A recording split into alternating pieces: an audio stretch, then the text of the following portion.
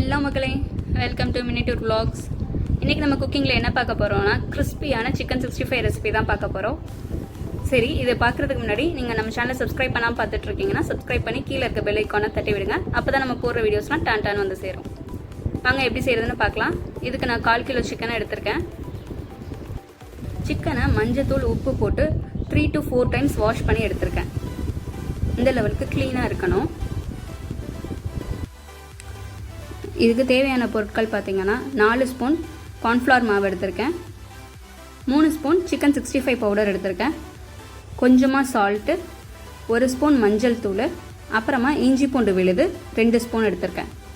கூடவே பாதி எலுமிச்சம்பழம் எடுத்திருக்கேன். நீங்கள் நார்மலாக சிக்கன் பவுடர் மட்டும் போட்டு பெசர்னீங்கன்னா கடையில் கொடுக்குற டேஸ்ட் வராது.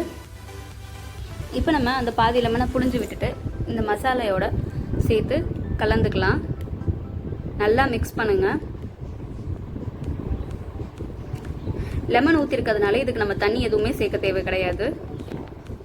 லெமன் இல்லைன்னா வினிகர் கூட நீங்கள் ஆட் பண்ணிக்கலாம். இப்போ ஒன்றோட ஒன்று படுற மாதிரி நல்லா பெசரி எடுத்தாச்சு.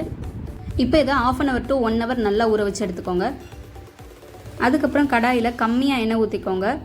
4 பீஸாக போட்டு நான் வறுத்து எடுத்துக்கிறேன். நீங்கள் பெரிய கடாய் வச்சுருந்தீங்கன்னா மொத்த பீஸுமே போட்டு நீங்கள் வறுத்துக்கலாம்.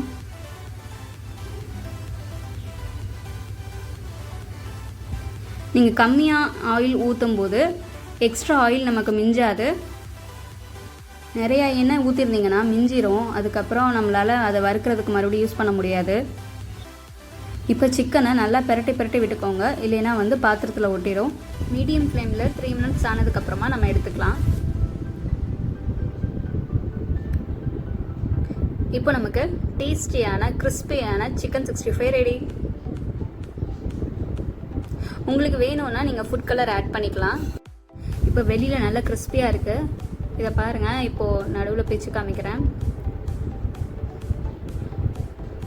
உள்ளே பார்த்தீங்கன்னா நல்லா ஜூஸியாக இருக்கும், வெளியில் நல்லா கிறிஸ்பியாக இருக்கும், செம்ம டேஸ்ட்டாக இருக்கும். கண்டிப்பாக வீட்டில் ட்ரை பண்ணி பார்த்துட்டு எப்படி இருந்ததுங்கிறத கீழே கமெண்ட் பாக்ஸில் கமெண்ட் பண்ணுங்கள். இப்போ இதை நம்ம ரைஸ் கூட வச்சு சர்வ் பண்ணிடலாம்.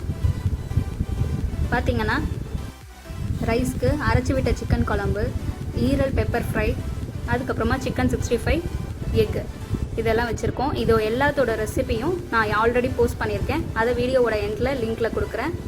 நீங்கள் அதையும் செக் பண்ணி பாருங்கள்.